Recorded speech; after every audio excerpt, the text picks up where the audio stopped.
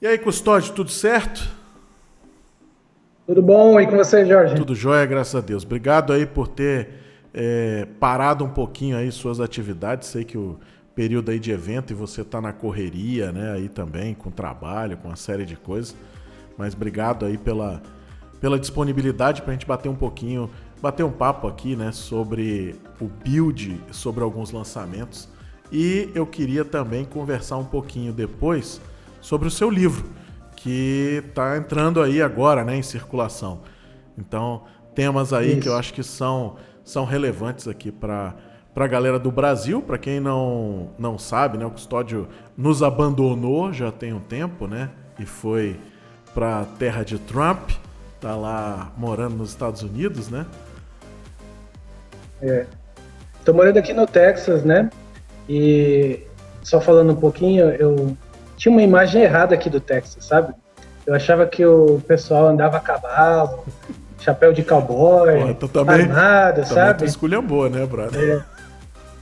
Pois é. E você acredita que quando eu cheguei aqui, a minha maior decepção foi que o pessoal não anda a cavalo, cara? Você Não, aí o acredita? pessoal é tranquilo, Mas né? arma pra cima e pra Mas baixo. você pode subir para Oi? Dallas, que Dallas você vai ver uns negócios mais diferenciados por lá, hein?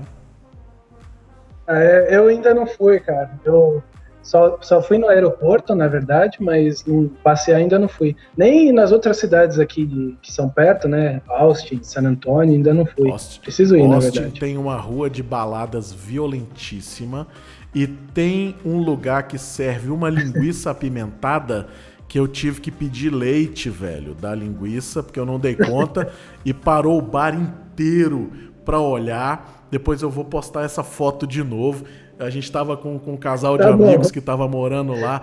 Aí eu fui nesse bar e o pessoal disse assim: não, não pede essa linguiça. Eu disse assim: não, pimentado, tá tranquilo. Me dá a porra da linguiça. Maluco. Foi uma mordida só, velho. A lágrima corria que eu não conseguia segurar. Eu comecei a ficar vermelho, me senti mal. Calor do cacete. Aí vem o garçom e diz assim: você quer leite? Aí quando ele falou você quer leite, tava tocando uma música. Parou a música, parou o bar e todo mundo ficou esperando o cara chegar. Aí veio o cara com uma bandeja, um copo de leite. E eu tomando a porra do leite chorando. Lastimável, né? Aquela cena que vai ficar para sempre. Toda vez que o Facebook Inesquecível. lembra o colega lá, ele me marca de novo e diz assim: lembra desse dia? Nossa, cara. Mas é muito legal. Eu curto o Texas. Texas tem boa carne, tem um churrasco bacana, tem umas É, coisas muito legais por aí. aqui é diferente do que a gente faz no Brasil, mas é muito bom. Eu já, aqui, inclusive, descobri um lugar, eu vou explorando, né, no fim de semana aqui os lugares para comer. E aí eu moro perto de uma estrada aqui, e aí certo dia eu parei num posto lá, aí eu achei uma hamburgueria, assim, né? E tava lá desde 1985, sei lá, um negócio assim. Eu falei, cara, hamburgueria dentro do posto, desde 1985, deve ter alguma coisa Tem seu diferenciada, valor. né? Aí fui lá experimentar. Cara, indescritível, assim, viu? É, tem, Carne muito tem uns saborosa, negócios aí muito que são saborosa. muito bons, velho. Depois eu vou te mandar uns nomes aí pra você experimentar, que a gente já andou dando uma explorada por aí. E tem uns barbecues muito legais. Eu sou muito fã, né, do brisket e da costela. Então, assim, Isso. às vezes a gente viaja de carro pra ir conhecer o lugar, pra comer e voltar pro lugar que a gente tava pra experimentar. Depois eu vou te mandar uns nomes e a É, gente marca aqui pra bater um papo pra você me dar o feedback do que você achou. Custódio, deixa eu te perguntar combinado. uma parada. Quando você estiver por aqui, avisa também que eu te levo para Vamos, conhecer os lugares. certeza. Não, certeza, vamos marcar. Deixa eu te perguntar um negócio. Eu tava vendo algumas apresentações aqui sobre. Eu acho que dois temas aqui pra gente trazer nesse bate-papo, né? Primeiro, as apps estáticas, né? Que eu acho que é um lance legal, né? Pra gente bater um papo aqui. E aí, tem um cenário que a gente está usando aqui. Se não me engano, foi até você que me indicou ele, né? A gente tem um cenário aqui onde a gente usa páginas estáticas com clientes de JavaScript para fazer uso do Time Series Insight, para fazer uso de algumas outras coisas aí de serviços do Azure. E aí você uma vez me disse assim, cara, por que você não testa isso aí dentro do Storage Account, naquela web app que tem dentro do Storage Account? E aí a gente apresentou isso para alguns clientes aqui, aí a galera disse assim, mas o custo é esse mesmo? Eu disse, e você liga o cara aqui, né, e coloca uma CDN para colocar um domínio customizado, agora já tem o domínio customizado, naquela época não tinha, né, aí os caras ficaram assim, mas tem certeza, não tem a pegadinha? Eu disse, não tem, cara, não tem, é isso mesmo. E a performance é legal porque você está naquele momento ali fazendo o consumo de um serviço que tem, naturalmente, um back-office bacana por trás, né? Uma escalabilidade bacana por trás. E aí, quando eu vi o lançamento disso aí, foi que eu te mandei a mensagem e disse assim, Custódio, vamos falar dessa parada aqui lá e vamos falar isso no podcast, porque eu acho que a galera vai se amarrar. Passa um briefing aí do que é esse cara, para quem... Acho que você podia até falar um pouquinho do que é uma web app também, né? Para quem nunca viu, né? E não sei se teve algum lançamento que você achou legal, de serverless também, pra gente discutir aqui. Eu acho que tem tanto tema que eu posso ir trazendo vários aqui, a gente passar 10 horas aqui falando, porque tem muita coisa legal, né? Mas vamos tentar restringir pra gente conseguir chegar aqui em alguma coisa. Bom, eu vou tentar... Eu não consegui acompanhar 100% do build, porque eu estou trabalhando, né? Ontem eu acompanhei mais, né? Mas mesmo assim eu estou ligado aqui até altas horas da madrugada aqui, acompanhando, né? É parte da nossa diversão, inclusive. Mas vamos lá. Bom, você perguntou muitas coisas, na verdade, vamos do começo, né? Qual que é a ideia? A web, né? Você tem lá um servidor, e quando você digita lá um domínio, por exemplo, www.jorgemaia.com.br, né? Então, esse nome ele vai ser resolvido e vai ser redirecionado para um servidor, que é onde o seu site está hospedado, né? Antes, o que acontecia? A gente acabava hospedando o website, né, em máquina virtual ou até mesmo num web app, e todo o arquivo que o servidor respondia, né, ele acabava processando a requisição, só que muitas vezes era para servir um arquivo que, digamos assim, ele já tinha a resposta, digamos assim. Então, ele acabava processando, recebendo várias requisições e dava a mesma resposta, né? E aí surgiram tecnologias como de cache, de saída, por exemplo, que se recebesse ali uma mesma requisição num mesmo intervalo, num determinado intervalo de tempo, por exemplo, ele acabava servindo aquela resposta que ele já tinha. Então, com isso, ele não gastava tempo processando, né, uma resposta que ele já tinha, né? E aí, principalmente com o avanço aí de single page applications, né, que a gente tem quem revolucionou isso, na verdade, foi o Gmail, né, que seria a sua página, e as atualizações, elas são feitas de maneira, assim, transparente, né? Você não percebe que o refresh da página, né? O reload, né? É tudo feito ali via Ajax, né? Então, diversos frameworks de JavaScript surgiram, né? Para ajudar nessa construção de single page apps, né? E com isso, a gente ainda servia, né? Essas diversas partes da aplicação JavaScript, né? Com o IS, né? Uhum. E acabava que você acabava desperdiçando, né, o servidor, cuspindo essa resposta que teoricamente ele já tinha processado, né? Então a gente acabou passando a hospedagem desses arquivos para a conta de armazenamento, né, inicialmente, que foi o que você comentou, e como o arquivo é estático, né, ele não sofre modificação, né, ou melhor dizendo, as modificações elas ocorrem dinamicamente ali via requisições para algum lugar e atualiza um pedaço da página, mas a página em si ela já foi carregada, né? Então, com isso você tem um custo infinitamente menor, né?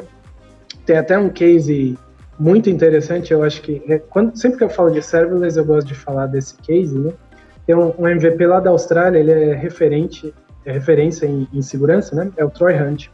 E aí ele fez uma solução, todo mundo fala desse case dele, né, que é o Have I Been Beyond, né? Eu não sei como se traduz isso, mas nada mais é do que o seguinte: toda vez que um site grande tem vazamento de password e de e-mail, né?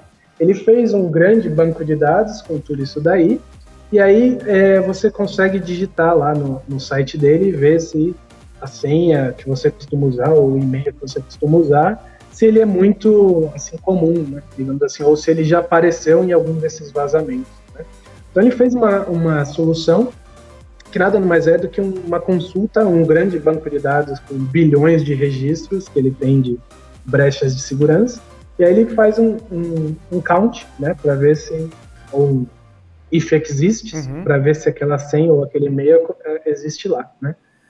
Falando assim, é extremamente simples, só que ele tem, assim, números absurdos, né, de tipo assim, acho que por mês ele tem, agora deve estar beirando aí 1 bilhão de requisições por mês, é um negócio, um volume absurdo. Só que o custo dele é ridículo, por quê?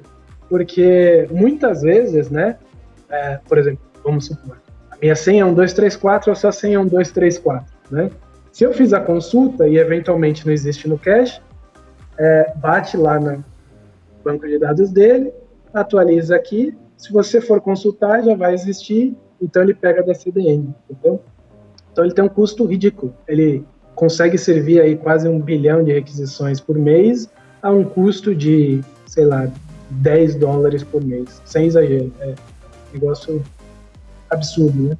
E até essa semana, não foi essa semana, acho que foi 1 ou 2 semanas atrás, ele estava quase 1 ano, né, em negociação para vender essa solução para grandes empresas, e aí ele fez um post agora recentemente que abortou a venda porque não conseguiu chegar num acordo, ou quem queria comprar queria um negócio tipo assim, não, mas você vai trabalhar para mim aqui por X meses e você vai sair da Austrália, vai vir morar aqui, e acabou que ele não quis. Não né? topou.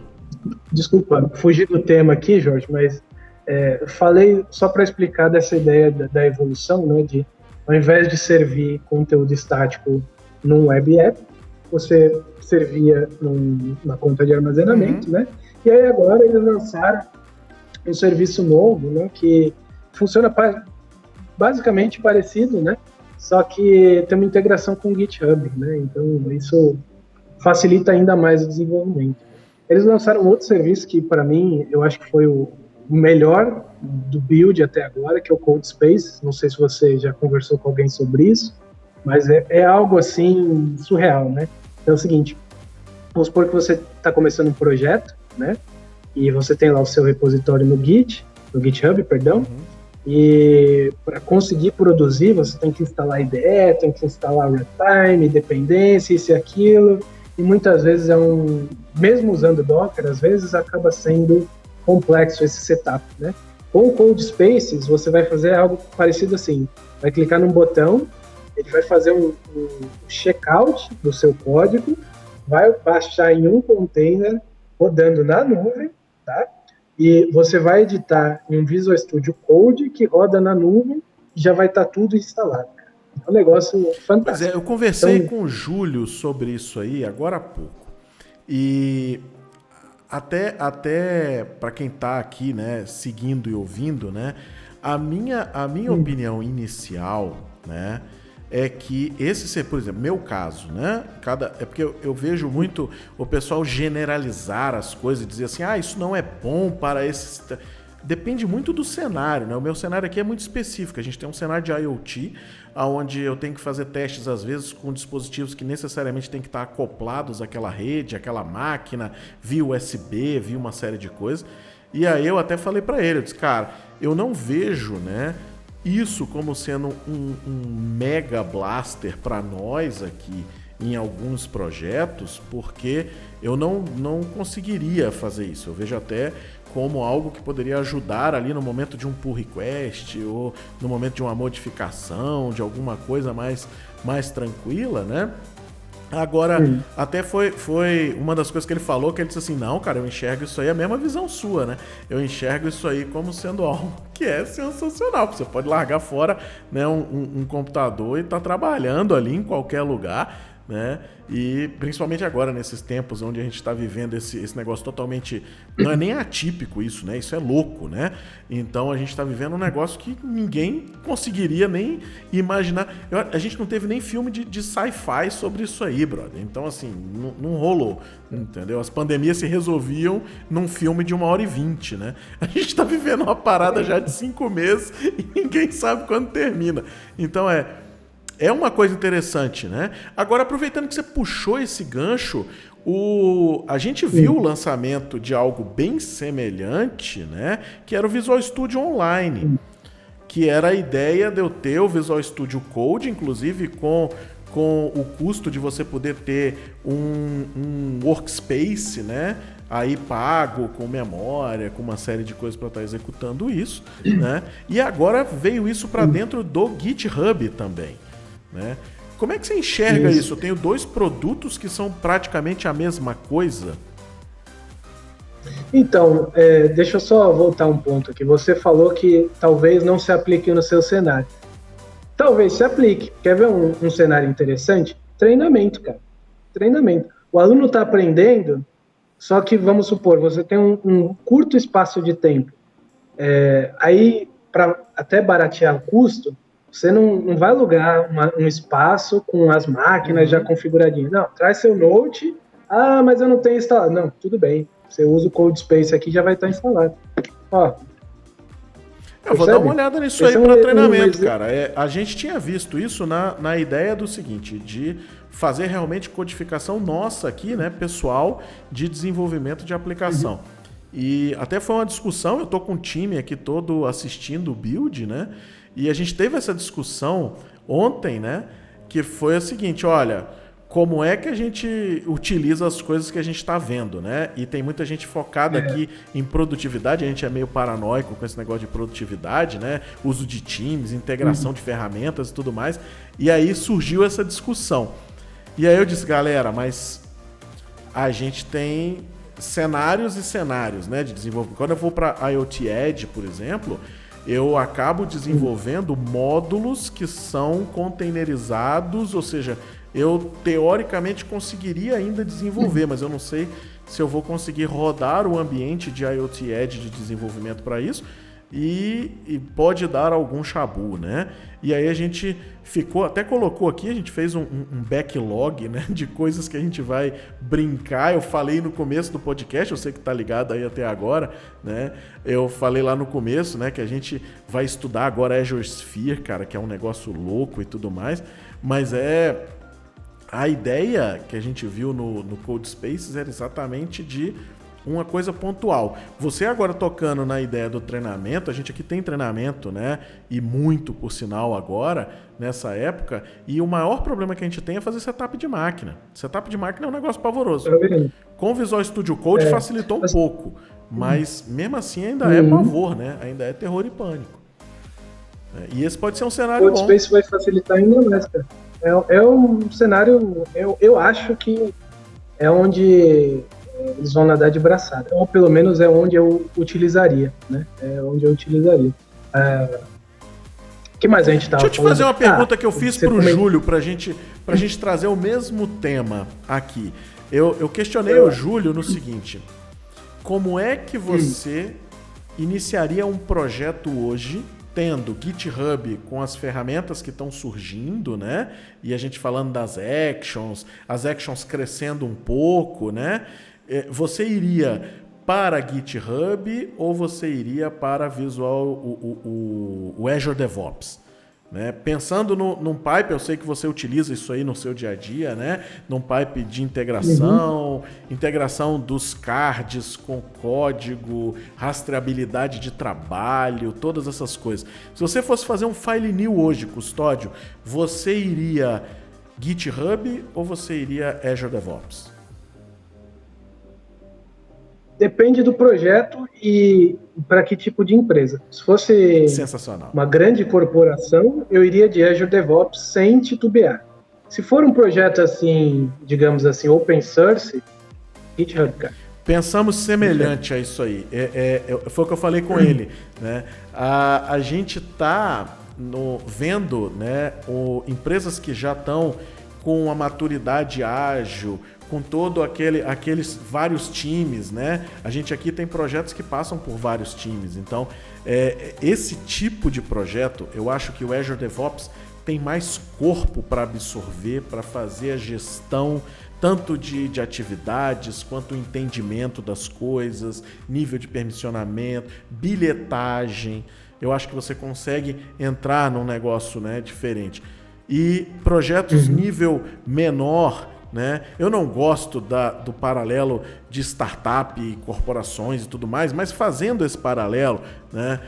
Se fosse uma startup mais focada em dev, o pessoal focado em desenvolver o produto especificamente, eu iria de cara para o GitHub, porque eu acho que tem uma linguagem mais de desenvolvedor. Né? Não é menos formalismo e mais agilidade naquele momento ali do cara técnico. Quando eu começo a envolver muitos stakeholders, muitas barreiras ali e tudo mais, aí eu já iria. Agora, o que a gente tem falado bastante, né? Fugindo totalmente do tema que a gente estava indo aqui, mas o que eu tenho gostado bastante do Azure DevOps é a parte de IoT, cara. A gente está fazendo aqui coisas que perdia-se muito tempo, Custódio. Poxa, é muito legal, cara. Virei fã da ferramenta. Virei, assim, defensor de carteirinha. Tô estudando até para tirar a prova agora, porque é muito maneiro aquilo lá, cara. É muito bacana. E você sabe que a prova nova, a Z400, eu fui lá em Redmond em janeiro, eu ajudei a definir lá os objetivos da prova. É bem depois legal. eu vou pegar umas dicas com você. Ah, não posso. Na verdade, o que eu posso te falar é o que está na página lá. Não tem nada além daquilo. Leia os learning paths e siga o que está lá. Exatamente isso. O resultado do trabalho é o que está na página. Não tem nada além daquilo. Massa. Aliás, tinha coisas que a gente imaginava que teria, né? Mas, assim, voltado para o GitHub, mas não tinha aí uma previsão de quando. Né? Legal. E aí, com o lançamento do build aí agora, acho que eu tive o prazer de fazer a prova de IoT lá na sede deles, né? A Beta. Eles montaram um evento, um Summit de IoT em fevereiro, dias antes de estourar todo esse caos. Né? Eu tava lá e o pessoal disse, quem quiser fazer a prova beta aqui, a gente vai botar uns computadores aqui e vamos fazer para vocês darem um feedback depois. Cara, sensacional, é uma experiência para quem não curte, para quem nunca fez certificação, eu acho que vale muito a pena você começar a olhar isso aí, né? Além da gratificação pessoal, eu acho que traz também um peso muito forte, né? Para currículo, para carreira, para uma série de coisas, acho que vale muito a pena. Você viu alguma coisa de serverless aí? Que você achou legal, de novidade? Na verdade, o que eu vi não tem nada assim de muito novo, não. Teve uma palestra, acho que foi hoje, inclusive, de desenvolvimento de Azure Functions usando Python e mais somado com as outras maluquices lá, mas não tinha, assim, não foi, assim, lançamento de novas features, né? Era mais mostrando, porque geralmente quando a gente fala de serverless, ou você vê exemplo em C# ou você vê exemplo em Node, né? Que acho que são as linguagens mais usadas aí no Functions, por exemplo, né? E aí eles quiseram dar um foco aqui mostrando que, né, também tem suporte aí a Python, e a gente está PowerShell, né? A gente está usando bastante coisa aqui, usando o Azure Function com Python, em alguns projetos de leitura de dados. O pessoal de Analytics está devolvendo os KPIs e os cálculos e tudo mais para a gente em funções, em Azure Functions de Python, que rodam atreladas ao banco de time series, ou seja, é lindo, cara, é muito legal isso aí. E Azure Function, assim, eu sei que você é fã, eu sou fã também, é muito louco aquilo ali, cara, aquilo ali é alucinante. Essa ideia do Functions, na verdade, em 2013 ou 2014, tinha um evento aí em São Paulo, que era o .NET Architects Day, né? Na verdade, tinha o grupo de usuários .NET Architects e tinha um evento anual, né, que era o .NET Architects Day. E aí, em uma das edições, teve uma palestra lá do Fábio Gallu, que foi MVP ou é MVP ainda, não me recordo, trabalhava na Bolsa na época. E aí ele foi fazer uma palestra sobre programação reativa. E foi a primeira vez que eu vi aquilo na vida, assim, né? A ideia, muito embora não seja nada revolucionária, né? Foi a primeira vez que eu vi alguém falando desse assunto, né? E a proposta é justamente essa, né? Ao invés de você, por exemplo, a cada X segundos ir lá no banco, ver se tem novidade, não. Você tem um código esperando, quando tem novidade, esse código é disparado, né? E é justamente isso, ao invés de você ter um modelo pull, você tem um modelo push, né? E quando eu vi isso a primeira vez, eu fiquei maravilhado. Eu falei, caramba, isso é genial, cara. Quem me dera poder usar isso, né? E aí passou um tempinho, não, antes disso, o Azure lançou o DocumentDB, né? E o DocumentDB tinha a ideia de trigger, que era justamente isso, né? Quando determinada coisa acontecesse, disparava um código, né? E eu fiquei maravilhado com isso, né? E aí a Amazon já tinha o AWS Lambda, o Azure não tinha ainda. A gente tinha o Azure Web Jobs, né? Que era parecido, mas ao mesmo tempo diferente, né? E aí eles evoluíram, colocaram mais linguagem, mais bindings, mais triggers, e aí surgiu o Azure Functions em março de 2016, né? E de lá para cá, sempre que eu posso, eu uso. Azure e quando eu não Functions, posso, eu dou um jeito de volta. Azure Functions para nós aqui, eu continuo falando, eu já falo isso há cara, mais de 2 anos, é o que habilita o custo de projetos de IoT que a gente tem feito, é o uso de Azure Functions. Porque a gente consegue fazer milagre com isso, cara. Milagre a gente faz aqui. Custo e outra coisa linda, né? É que isso roda na ponta também. Hoje a gente está rodando muita coisa. Esse que eu falei agora há pouco de Python, ele roda dentro de um módulo de IoT Edge. Lá na ponta, com deploy automatizado pelo IoT Hub. Ou seja, é maravilhoso. Então, assim, Azure Functions...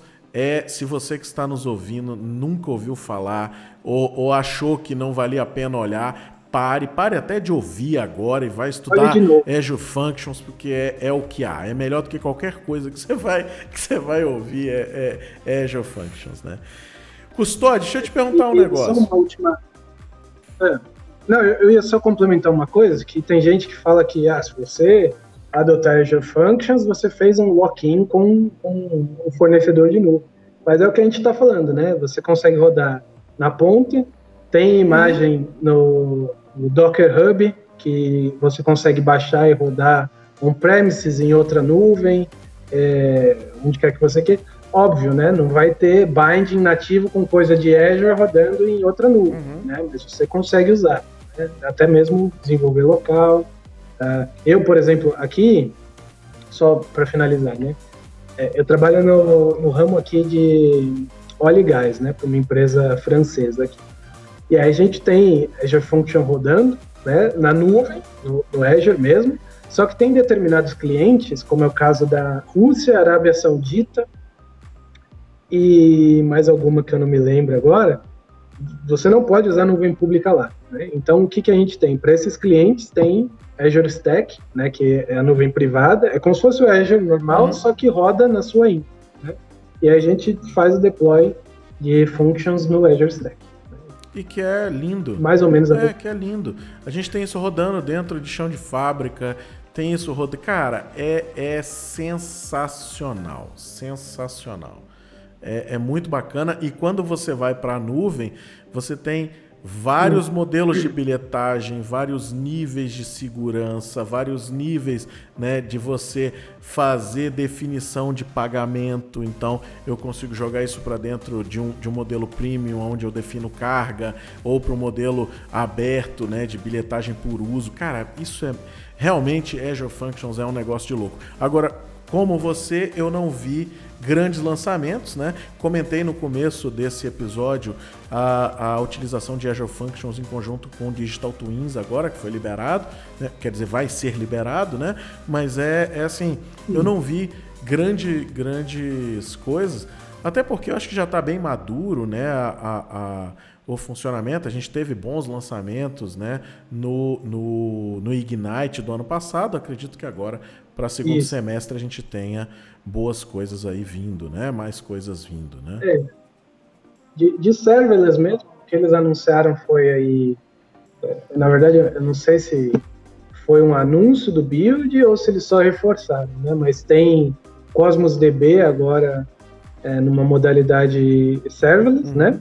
E uns tempos atrás tinha o SQL Server também serverless, né? Então, são esses dois produtos aí que você paga por consumo, né? Mas tem que ver se adequa aí ao seu cenário. Ou ao cenário de quem está ouvindo. Deixa eu te perguntar um negócio. Eu vi esses dias no LinkedIn, até comentei que a estante aqui do escritório vai ter um exemplar, né? E opa, me manda o seu endereço. Possivelmente a gente vai, se for o caso, a gente vai até aí buscar. Eu tô topando qualquer viagem, bicho, ó. Qualquer negócio agora que o cara disser assim, ó, você pode ir na reunião da Rinodê lá no interior. Posso, companheiro? Topo, tamo junto. Eu desmarquei um monte de viagem, né? E assim, eu que passava uma semana em Brasília e 3 viajando, então tô há 3 meses sem viajar. Já tô pra enlouquecer, né? E eu vi esses dias o lançamento do seu livro novo, né? Eu queria até que você falasse, né, do outro, o outro eu tenho, né? E eu queria que você comentasse um pouquinho sobre esse novo livro, né? E o que a galera vê nesse cara, tá? E como é que você enxerga esse mercado de AI e tudo mais? Bom, vamos por partes, né? Como é que surgiu essa ideia desse livro, né? Para quem não me conhece, né, é a segunda vez que eu moro fora do Brasil, né? Em 2016 eu morei na Nova Zelândia, e aí na época a minha esposa não se adaptou, tive mais umas outras questões, a gente acabou voltando para o Brasil em 2017, né? Então eu fiquei um ano morando fora. E aí quando eu voltei, eu acabei voltando, trabalhei para a mesma empresa que eu trabalhava antes de eu ir para Nova Zelândia, né? E um projeto muito doido, na época era uma plataforma de criptomoedas, né, para XP Investimentos, né. E aí, mais ou menos assim, um mês depois que eu voltei e já estava trabalhando nesse projeto, a XP promoveu lá um hackathon interno deles, né, e esse convite, né, acabou sendo estendido para MVPs. Né? Eu lembro. E aí eu fui lá ajudar. Eu já estava trabalhando lá no projeto deles, já conhecia o pessoal, fui lá, né? E calhou, cara, que a gente acabou construindo uma solução. Na verdade, não vou abrir em detalhes aqui porque não vem ao caso, mas a gente fez uma solução totalmente ao contrário do que qualquer outro time estava indo. Então, todo mundo estava trabalhando numa ideia mais ou menos focada para esse tema, a gente foi na contramão. E quando a gente apresentou, os diretores, eles perguntaram assim, última pergunta, quanto é que custa? Como é que faz para colocar isso em produção hoje? Né? Eles adoraram, né? E o que aconteceu? A gente acabou usando serviços cognitivos, né, para adicionar inteligência na nossa aplicação. Só que, como a coisa já está muito mastigada, né, você tem APIs que você simplesmente chama e faz uma mágica, digamos assim, né, fica muito fácil de você fazer isso, né? E na época ninguém conhecia, né? Então eu fui lá, implementei essa parte, deu um puta de um resultado e acabou que a gente acabou ganhando, né? E aí, cara, mais ou menos na mesma época, eu estava conversando com o Ângelo e tal, e o Ângelo, para quem não conhece, é um colega nosso também, MVP, de AI, né? E ele estava publicando uns artigos bem legais de visão computacional e tal, e eu fiz um convite para ele, eu falei, Ângelo, eu estava aqui pensando, cara, o que você acha da gente escrever um livro disso? E ele super topou, né? E aí surgiu a ideia do livro. Só que aí ele acabou se enrolando com projetos lá da empresa dele e acabou que eu escrevi o livro sozinho, né? Só que para não ficar, assim, só a minha visão técnica, né? Ele acabou atuando como revisor do livro, né? Então, essa que foi a ideia do livro, né? E quando eu acabei pensando, né, em escrever esse livro, justamente porque as pessoas, às vezes, quando a gente fala de AI, parece alguma coisa assim, sabe, de outro mundo, algo utópico, né? E tem tanta coisa legal que está sendo feita com AI que, às vezes, né? E ao mesmo tempo, né? Tem gente que se beneficia disso, né? Então fala assim, não, isso daqui, conversão de áudio em texto é algo dificílimo, vai te custar X milhões. E, né, tem uma API que já faz isso, né? E as pessoas não sabem. Então, foi mais ou menos essa a ideia do livro, né? Foi mostrar tanto a parte de negócio, o que é possível. Então, para cada um dos serviços que eu expliquei, eu dei exemplos práticos, né, de como você pode usar isso e como é que você usa, óbvio, né? E foi isso. Aí surgiu esse meu livro, né? Ele acabou demorando muito mais do que eu gostaria, né? Eu falo que ele vai ser publicado já tem mais de um ano, então para você ver, eu levei um ano escrevendo e falo que já está quase pronto há mais de um ano, né? Mas agora é verdade, ele já ganhou até a capa, ele está na fila lá de impressão lá, é o próximo que vai ser publicado. Então, pessoal que tiver interesse é só ir lá no site da Casa do Código e vai estar disponível. Você tem um outro de Azure falando né? sobre plataformas, né? De colocação de serviços e publicação e tudo mais. Esse meu outro livro, ele explica também, né, diversos serviços do Azure. Então a gente fala de conta de armazenamento, fala de web app, fala de functions, claro, fala de SQL database, enfim, uma série de outros serviços, né? Só que o que acontece, né? Foi até uma lição aprendida. As coisas mudam muito rápido no Azure, né? Então, não dá para você ter um livro totalmente focado nisso, porque ele tem uma validade, uma vida útil, sendo muito curta, né? Até mesmo treinamento, né? Se você vê, quem faz treinamento disso está constantemente atualizando, né? Então, foi uma lição que eu aprendi para esse segundo livro, né? Então, eu acabei focando muito mais em insights e ideias do que no código propriamente dito. Tem código, óbvio, mas digamos assim, uma página de 10 do capítulo, digamos assim. Legal. Sabe? Essa parte de serviços cognitivos, né, é muito interessante, cara. A gente tem alguns projetos aqui hoje rodando que, se a gente fosse escrever tudo e fazer tudo, ele não, além dele não sair do papel, ele não valeria o custo, né? Não pagaria o que ele entrega. Porque às vezes o custo é muito alto, né? Você, lógico, tem problemas nessa abordagem em alguns cenários. Tem cenários que você não consegue, né, fazer essa utilização devido a volume, devido a algumas coisas você vai ter, né? Tem gente que ainda não quer colocar isso para funcionar num cenário de nuvem pública. Então, você tem algumas coisas. Mas uma coisa interessante, por exemplo, é o Houston Vision. A gente usa ele dentro do IoT Edge, cara, com câmera na ponta, totalmente desligado de internet. Ele só não pode ficar totalmente offline porque você tem modelos de bilhetagem, né? Mas você roda isso com processamento local e é lindo. Isso é maravilhoso. Então, é assim, são coisas que eu acho que vale, por isso que eu quis tocar nesse tema, né, que eu acho que é interessante, primeiro para as pessoas conhecerem, né, com certeza o seu texto deve trazer e elucidar muitos problemas, mas eu quero também que todo mundo conheça o seguinte: existe esse outro lado, existe esse lado de facilitador, para você que está começando, né, que vai fazer, às vezes, não estou dizendo para você usar isso em 100% da aplicação, mas estou dizendo para você olhar e dizer assim, cara, por que não fazer minha prova de conceito funcionar em uma semana, ao invés de eu levar um desenvolvimento de 6 meses?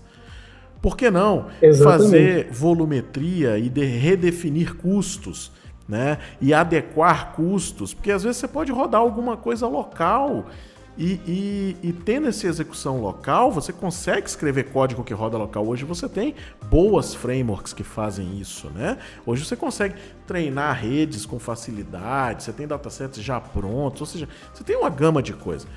Agora, você vai ter trabalho de desenvolvimento. E uma coisa que a gente tem muito cuidado aqui, Custódio, é com o benchmark. O benchmark para nós é algo que tem uma grande valia, porque você está lidando, às vezes, com uma linha de produção aqui. Eu não posso chegar e dizer assim, a gente vai desenvolver um código e ele vai ficar sensacional. O cara diz assim, tá, onde que roda? Não, a gente vai desenvolver do zero. E eu vou confiar nisso? Não, mas a gente é sensacional, nós somos os melhores do mundo, do universo. Então, assim, nós, alguém vestido de super-homem e mais uma outra pessoa. O cara diz, não, tudo bem, você podia até ser o super-homem, mas cadê o benchmark disso aí, né? E eu acho que isso pesa para muita solução. E quando a gente fala de nuvem pública, a nuvem pública tem esse poder de fogo na manga. A gente está falando de uma empresa que entrega a nuvem para Forbes 500, 95% está usando. Então, assim, é um número que parece marqueteiro, mas não é. A gente está falando de grandes empresas, a gente aqui atua em grandes empresas e vê que a galera utiliza esses serviços, seja na sua totalidade ou seja parcial, mas é benchmark. Eu tenho certeza que o negócio vai rodar. Né? Uma coisa que está em GA, ele pode até ter falhas de SLA e tudo mais. Pode. Ele pode sair do ar? Pode. Mas quem garante que o seu vai ser melhor do que isso? Nesse espaço, não estou dizendo que nunca será, mas nesse espaço de tempo de você desenvolver, testar e colocar em produção, por que não usar serviço? Quando você anunciou, né, e começou a falar disso, eu disse, cara, isso é sensacional. Porque é exatamente o que você falou, não precisa ter toalha preta escondendo as coisas para fazer mágica. Galera, é o seguinte, existe o serviço cognitivo, tá aqui, ele custa tanto para 1 milhão de consultas, ele custa tanto por consulta. Agora, se a gente desenvolver, a gente tem a maleabilidade de fazer isso aqui. Então, por que a gente não faz 1/3 dentro de casa, 1/3 no serviço público da Microsoft, 1/3 no serviço público da Amazon, que me entrega o outro detalhe. Não, vamos usar o serviço público do Google, mas vamos integrar isso dentro, às vezes, ali de um IoT Edge, que eu consigo fazer a gestão melhor. Por que não se falar isso abertamente quando vai se começar a desenhar o projeto, ao invés da gente tentar desenvolver tudo? Eu acho que isso é muito 1990, né? Esse lance do vamos desenvolver do zero, vamos dar a solução do zero, né? E essa pegada sua é bacana do business, né? Do olhar e dizer assim, cara, isso aqui são cases de negócio. Então, assim, eu te entrego o case de negócio. Se você olhar até o próprio Azure tem outro exemplo que é incrível, né? Por exemplo, você pegar aí década de 90, até começo, até antes de sair o Azure, né? Se falava-se muito de um produto chamado Beanstalk, né? Que era um ESB da Microsoft, né? Usado aí para fazer integração, conversão de um formato para outro, etc. e tal. Hoje não tem mais Beanstalk. Onde que está o Beanstalk? Ele morreu, na verdade, né? E o substituto é uma ideia que a gente chama de IPaaS, né? De Integration Platform as a Service, né? Que no caso do Azure é o Logic Apps. Então, se você for ver, tem lá centenas de conectores que já encapsulam a API de quem você quer integrar, né? Então, por exemplo, você fala hoje de vou integrar com Salesforce, vou integrar com Oracle, vou integrar com SAP, com sei lá com quem você quer integrar. Quanto que você vai perder de tempo de entender como que é a API dos caras? Escrevendo conectores. Então, é um trabalho que é repetitivo, entende? E tipo assim, às vezes, né?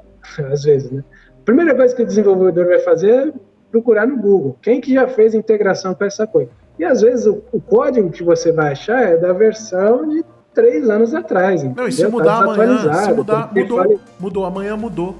É tipo fazer, sabe o quê? Aqueles conectores. Lembra aqueles softwares que a galera começou a escrever para nota fiscal, para emitir nota fiscal aqui no Brasil, para gerar boleto? Cara, serviço. Porque mudou o KNAB de não sei o que, do não sei o que lá. Mudou o código da integração do Espírito Santo. É muito mais prático. Agora, você tem que ter o fornecedor e que você tem certeza que o fornecedor não desaparece, né? Porque esse é o grande problema. Não desaparece, que ele se adequa às alterações também, né? Então, na verdade, aí que está, né? Às vezes a gente entrava nessas discussões de nuvem é caro, é isso, é aquilo. você não está colocando todos os custos na ponta do lápis. Se você parar para pensar, custo que você tem de manter um SLA da sua aplicação no ar, redundância, isso, energia, manutenção, etc. e tal, se você fizer a conta, a nuvem é mais barato em diversos casos. E se você né? for para o modelo de uso de serviço, ela é muito mais barata do que o lift and shift de você pegar e dizer, não, eu levo tudo para criar minhas máquinas virtuais, para controlar com isso, com aquilo outro, tendo trabalho. Que são coisas que hoje, né, você não tem mais essa visão. Isso aí que você acabou de falar, tem uma calculadora que faz o custo total do Azure, tá dentro, inclusive, da documentação, né?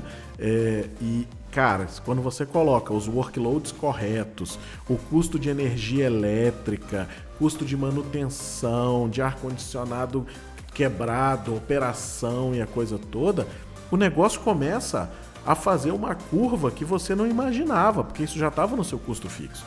Né? E esse é o pensamento que eu acho que eu já vejo isso como uma grande mudança. Né? A gente tem conversado com muita gente aqui e certeza que hoje, quando a gente chega e diz assim, vamos olhar serviço, o cara diz, beleza, como é que é o custo disso aqui, qual é o meu volume, as conversas já estão nesse nível. Né?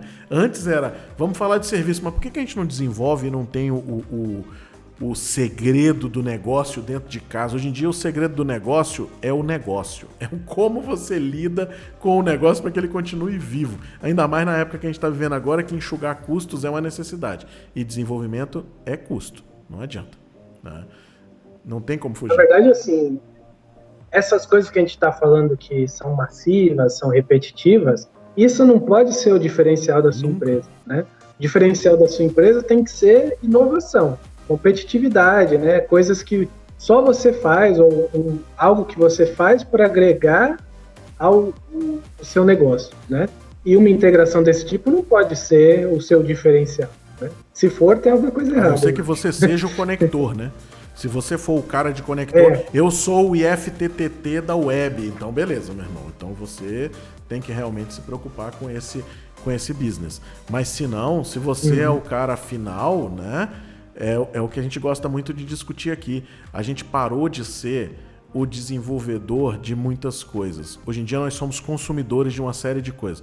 A gente precisa fazer isso. Vamos contratar alguém para fazer, porque se a gente for parar para fazer o nosso tempo, é melhor a gente estudar IoT e ser melhor em IoT. É melhor a gente estudar o lançamento de um novo protocolo, entender um novo hardware que melhora e estudar alguma outra coisa do que ficar nesse movimento, entendeu? Então é isso aí que a gente precisa ver, né? E eu acho que abrir os olhos. Eu vou colocar o link, se você está ouvindo aqui no podcast, né? Procure aí o Thiago Custódio nas redes sociais, mas se você está vendo a gente pelo YouTube, né? Então o link está na descrição aqui já para você ver aí. Assim que for lançado, a gente vai atualizar aqui o vídeo para colocar o link do livro aí do Custódio, para a galera ter acesso a isso aí. Custódio, valeu demais aí o seu tempo, né? Vamos com certeza marcar um agora para a gente falar de brisket, falar de churrasco, de barbecue aí nos Estados Unidos. Eu sou muito fã dessa parada, mano. Assim, vou passar uns lugares pra você. Comer é sensacional, não é à toa que eu tô desse tamanho, né? É isso, cara.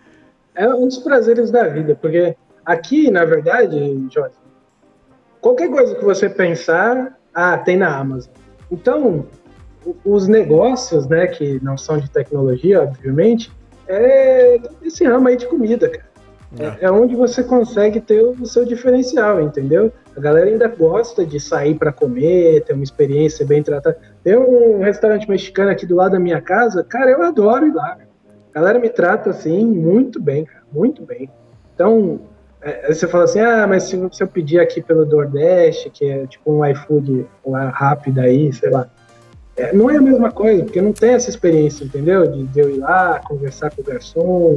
Agora não, né? Por causa dessa crise, mas antes, né? Assim que acabar essa pandemia, se alguém pedir qualquer coisa delivery aqui em casa, a gente vai dar porrada. A gente agora vai ficar em pé. Eu quero fila, quero tempo de espera, quero o cara furando a fila na frente pra você discutir com ele. Tá faltando isso na vida da gente agora nesses últimos meses, entendeu? Vai andar de metrô, Jorge. Você tá muito isolado, cara. Pô, mas Brasília, se eu for pegar metrô aqui em Brasília, não vai ter ninguém. Se fosse em São Paulo, pelo menos eu ainda tinha uma galera lá na Sé, principalmente depois do rodízio que a galera fez, né, do dia sim, dia não lá. Parece que deu uma superlotada no metrô. Gênio. Bom, Custódio, inventa essas coisas. Valeu pelo seu time aí, meu velho. Parabéns pelo livro. Muito obrigado aí pelo bate-papo. É sempre bacana.